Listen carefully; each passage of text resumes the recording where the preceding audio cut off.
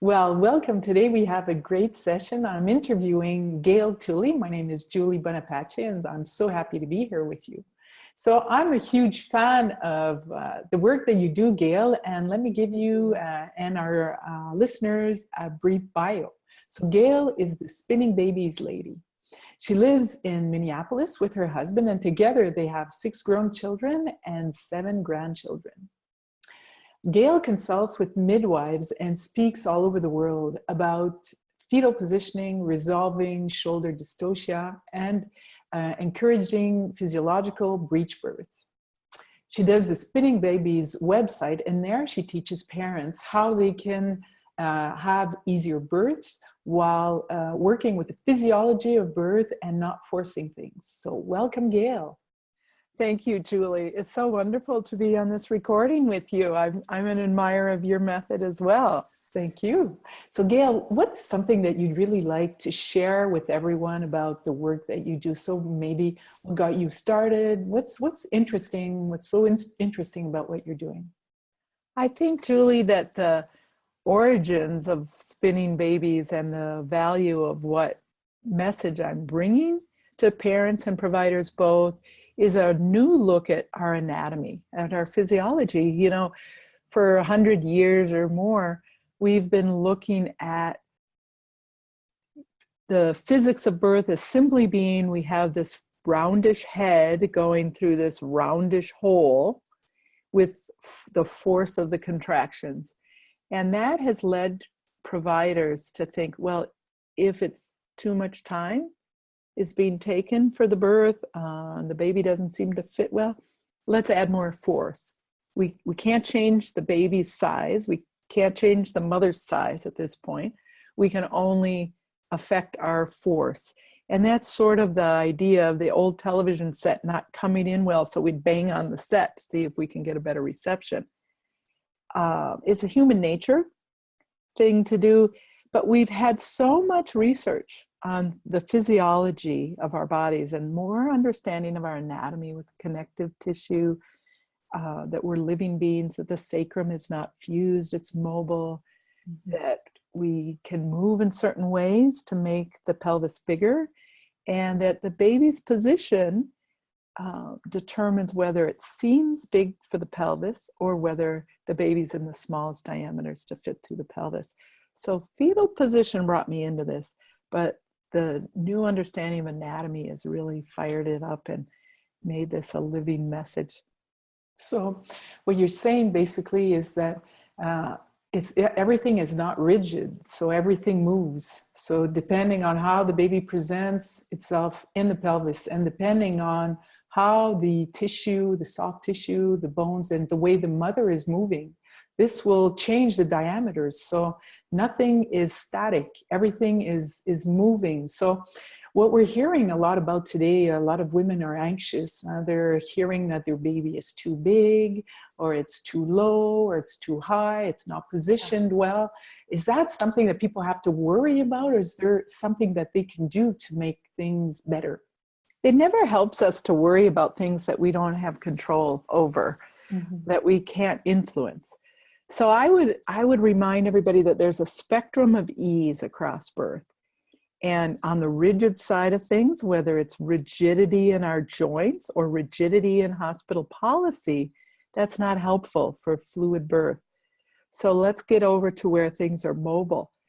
The parents, the pregnant person themselves, can get more mobility in their joints, length in their muscles, freedom from thicknesses or rigidity in their connective tissue. And then they can seek a provider as well who has more flexibility, more responsiveness to what the parents want for their experience and what the baby needs. The baby's position is a reflection of the space available in the mother, and the space available is a reflection of our relationship with what? Not only our movement, but gravity on the earth. We all live on the earth, and we are all subject to gravity. So the more we learn how to be in our bodies, in our environment, whether that's gravity, whether that's because we're office workers, or we spend a lot of time in the car, or we've had sudden stops in gravity, things change our bodies. So now what we're doing is we're restoring the natural design of balance within ourselves, which means freeing our physiology to be what it's meant to be. So there's motion and movement within us. Okay. So you mentioned two things. You mentioned living in our bodies, so working with our bodies. What do you suggest during pregnancy the moms can do to prepare their body, to adapt the body so the baby has more space? So what would you suggest as physical? And then I'd like to know what you suggest when you're talking about healthcare providers, or who are we talking about? Who can really help us with our soft tissue? Okay. So a full range of motion helps us have more range of motion, more flexibility. We talk about doing activities every day that give us a better range of motion, more hip openers, more stretching. Some people would choose yoga. Walking, of course, is the most wonderful way, but not walking thump, thump, thump, but walking with the fluidity of our psoas, which some people call hip flexors, really getting into a stride. Some people are using swimming. And then if we have a situation where our motion is restricted, we have pain. That would be a red flag signal, right? We have hip pain. Then we can do some very specific techniques to free up those muscles and ligaments in that area. But we can also see body workers. So I'm very drawn to body workers who understand the soft tissue anatomy, which would be anything that isn't bone, right? It might not feel very soft at the time because of spasming muscles quite hard. Mm-hmm. But we have daily activities to get the range of motion, and we have professional body workers. Sometimes that's an osteopath and a chiropractor, but really those that integrate the muscle and fascia aspects of alignment and of body balance, so that we are resolving. Otherwise, we're pushing the joints back into alignment, and the muscles and the fascia that have been in a twist are pulling it back out. And we put it back in, and it pulls back out. So now we want this relationship between the joints and the tensegrity, or the tensions of the pulling and the pushing of the soft tissue, that fibrous, membranous envelope that we live in, right? We just restore that to balance. And then the baby says, oh, thank you. Now I have room to put my head down. I have room to tuck my chin. Mm-hmm. And I have freedom to turn, so that at 34 weeks of gestation, I'm settling into my birth position. Not ready for birth yet, but with my chin tucked, the dome of my head over the pelvis. And then as we get closer and closer to 41 weeks, ready for the onset of labor. Okay. So mothers are preparing their body, they're getting help from birth workers, and they're gradually moving towards birth. What do you think of being able to monitor where the baby is positioned? Is that a good reflex for moms and dads to be able to see where the baby is and where the baby is kicking? And is that good for us to develop that awareness? And if so, when we are aware, will we be able to do some specific movements? Because I know that you have some really good the sisters and the different movements that you suggest. So how do you go about understanding where the baby is, and is that important, and how should we work with that? That's a beautiful question, Julie. And my answer is not exactly what people expect. I would say let's separate the baby's position from our motivation to restore balance. Let's restore balance because we're going to get comfort. Mm-hmm. We're going to get physiological function. Our body functions better when our circulation is free. And baby's position will reflect it, or the uterine contractions of labor will be able to turn baby into position more easily if we don't have a super tight piriformis muscle or psoas muscle blocking the baby's path, or such as this, could be any of 30 muscles, I suppose. So instead of saying, what position is my baby in? Do I have to do something? Say, restoring balance makes comfort follow in pregnancy and makes labor itself more comfortable. The baby's position is merely one clue, along with the mother's comfort, her hormonal function, her mood, that she's able to be in a serene mood because she has good hormonal function, which is better because she's in physical balance. So the baby, if we feel baby's little fingers wiggling around the bladder, we know that fingers are near mouths because the baby doesn't play with fingers behind the back. So if we're feeling baby kicking up at the top and fingers wiggling down at the bottom, so that we have 3 or 4 areas of the abdomen where we feel little parts of the baby in motion, then we can extrapolate, we can assume that the baby is facing the mother's front.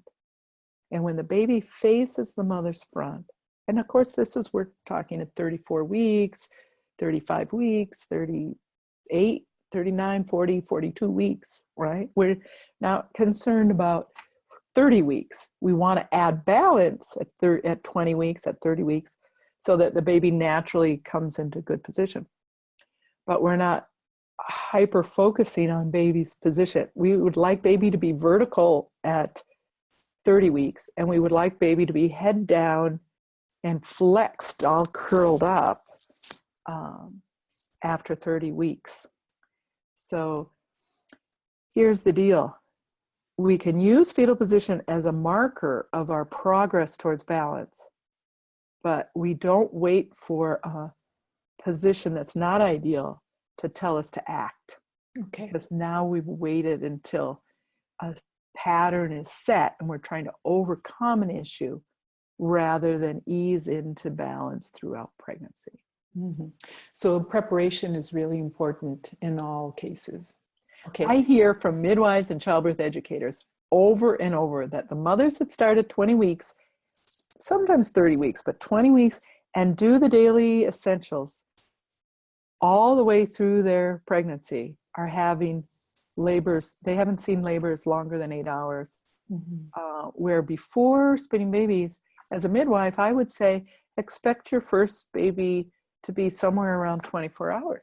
Mm. So what you're saying is when the baby is well positioned, it's going to facilitate birth. So it's really worth both for the mom's comfort during pregnancy and for easing birth to have a good fetal positioning and a good pelvis and everything really receptive and ready to let go. Yes, so preparation's vital. We can't wait till we're up against the wall and say, okay, now I'll do the activity and expect a miracle. Sometimes we get it. Sometimes people do one activity and suddenly they're no longer having a cesarean, they're having a vaginal birth. But we've reduced our chances down to the jackpot winner when we want all women to be able to express their natural physiology that they have in their design. Absolutely. So speaking of that, breech births have existed forever.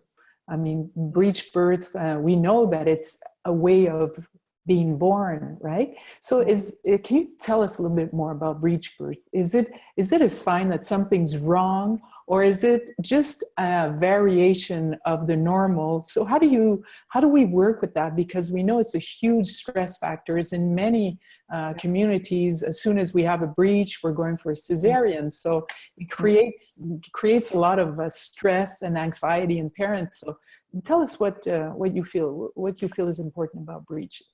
Corporate birth has created breech to be a profit winner, and the reason is because we have developed a high fear factor around breech birth because the skills for attending breech birth have gone down.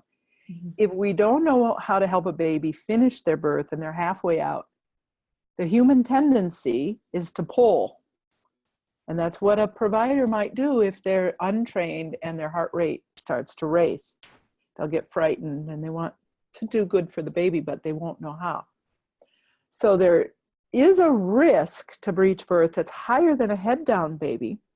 However, with skilled practitioners, that's a very small increase, right?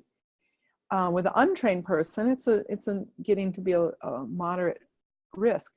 So the problem is that there's risks to cesarean as well. And when we look at babies born with an experienced provider or a cesarean, we're not seeing improvement for the baby particularly. If we have an unskilled provider, we see improvement for the baby. For the mothers, however, the cesarean is more dangerous, more infection, more problems with healing, more problems in future pregnancies. So the wonderful thing about Canada is looking at the statistics and saying, hey, we have equal good outcomes with trained vaginal breech providers. So let's increase the training for our obstetricians and for skilled midwives like Betty Ann Davis in Ottawa to attend these breech births and give more options. And Canada's doing a wonderful job. England's doing a wonderful job. Germany. But America has a whole different financial system for birth, and why give up a profit margin, right? So we have a different situation here. The breech baby's vertical, and the little butt is a great dilator. It's softer on the cervix, it's softer through the pelvis. Women who have a breech and a head down baby typically prefer their breech babies when they have a calm environment. And almost 9 out of 10 women that have had a vaginal breech birth would do it again in one study. And so we can learn to support breech birth. We will reduce maternal death and will reduce the number of deaths to babies in future pregnancies, because you save the breech baby, but you might lose a later sibling due to a problem with the placenta or a rupture or a second cesarean. So would you say, Gail, if a mom is expecting, she knows she has breech baby, what kind of advice would you give her? Would you tell her, seek out, go out and find someone who's an experienced healthcare provider and go for it? Or what's your idea on that? I always ask a woman a few questions. The pregnant person knows, are they comfortable with this? Are they seeking a physiological birth? Or do they feel secure in the recommendation for a cesarean? Okay. So I always follow the person's own innate instinct and knowing. In fact, I went to the natural food co-op this morning and ran into one of the moms that we helped with a breech birth, and her breech labor was going rather long at home. So we transferred in to the hospital to an obstetrician friend of ours who could add some interventions such as Pitocin to strengthen the contraction, so she could finish a vaginal breech birth. And now she's recently had her second baby, who was head down, came very quickly. I think that we need to have these options for mothers to pick from, and then we follow her. Some women will travel to find that breech skilled provider. Some women will decide to stay home to have that provider, and some pregnant people will be able to find them in the hospital, but they might have to travel to do so. So we have a couple of minutes left. How about you give us, for the business people, so the midwives and the healthcare providers, the doulas who are running a business or who've done B-School the way we have, is there a piece of advice that you'd like to share with us? We've all come together with Marie Forleo's B-School model, and it's so brilliant. I really highly recommend that. I would say the power in the business side, the business model for me that B-School has added is to understand the power of asking for action, asking people to share. So the power of social sharing, Spinning Babies has 300,000 hits a month, and it's all due to word of mouth. Providers recommending it to their parents because it's a source of information that exists like nothing else. And so that power of social sharing to help women build their birth dreams and providers be able to provide those dreams come true. So I would ask that people hearing us talk today pass the information about this webinar and this website on to 10 of their friends. And not like a chain letter, but just, I care about you. Here's some information about childbirth that you could benefit from. Awesome. Pass it on. Awesome. Well, it was great talking to you, Gail. Julie, you are wonderful. Thank you. You made this so fun. Okay, we'll talk to you again soon.